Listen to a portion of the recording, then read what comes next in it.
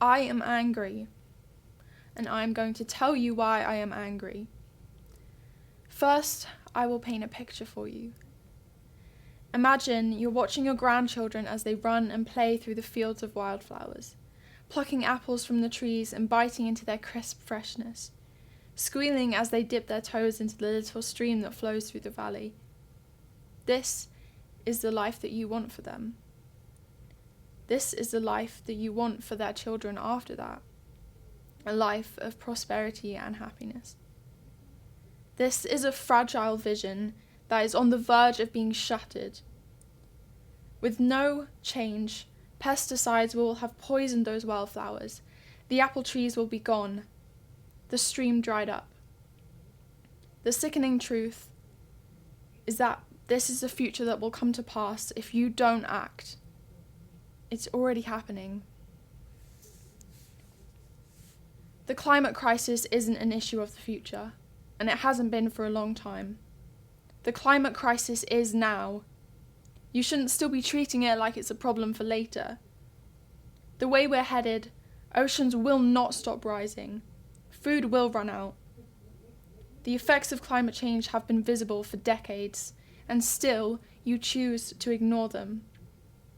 It is appalling that you have done only the bare minimum, perhaps not even that, about the climate crisis, the single greatest threat that humanity faces.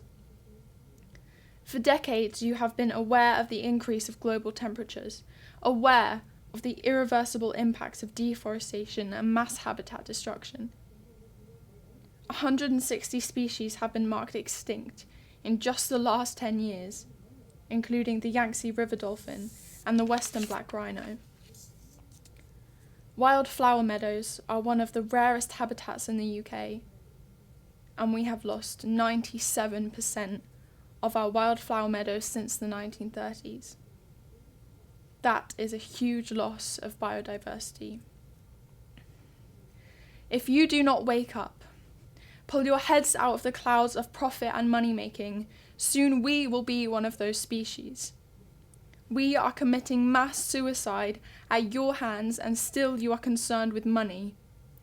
Money will not produce food that can no longer be grown because soil is damaged beyond repair.